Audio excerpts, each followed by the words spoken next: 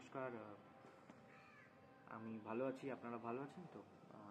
আজকে একটা প্রশ্নের উত্তর আমি দিতে চাই। আমাকে অনেকজন কোশ্চেন করছে ক্রমাগত, অনেক দিন ধরে করছে যে আরডিদা ভিডিও তো দেখি রোজ, মোটিভেশন ভিডিও ইউটিউবে, ইনস্টাতে অনেক ভিডিও দেখছি, অনেক লোকের ভিডিও দেখছি, কিছুক্ষণের জন্য মোটিভেশন হচ্ছি, আবার থেমে যাচ্ছি।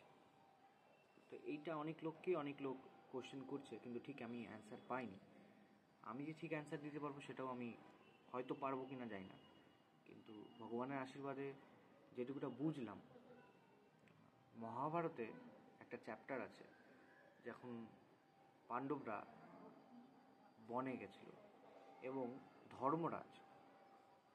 ধর্মরাজ প্রশ্ন করেছিল পাণ্ডবদের মধ্যে যুধিষ্ঠির।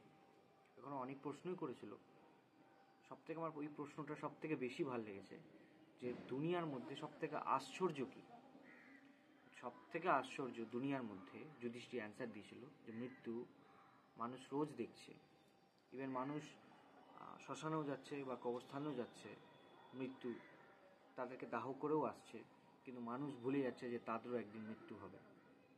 তো এইটাই হচ্ছে বিশ্বের সবথেকে, ব্রহ্মাণ্ডের সবথেকে আশ্চর্য জিনিস, যে মানুষ প্রত্যেক দিন দেখছে এত লোক মরছে, কিন্তু নিজের মৃত্যুটা ভুলে গেছে।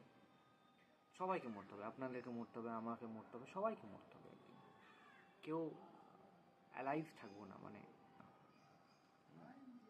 তো এখানের মধ্যে এটাই বলার চেষ্টা করছি যে এই যে মোটিভেশন ভিডিও দেখছি, এত মোটিভেট হচ্ছি কিছুক্ষণের জন্য, আবার এই যেই একই থেকে যাচ্ছি।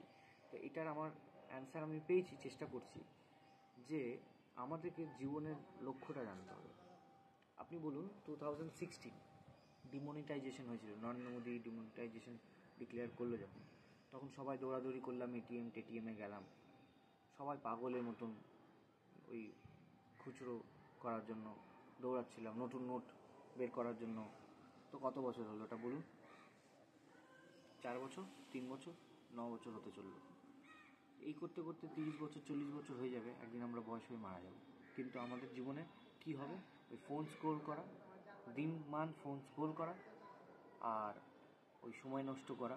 কিন্তু আসল উদ্দেশ্য কি আমাদের জীবনে, সেটা না জেনেই আমরা মৃত্যুবরণ করে নিলাম।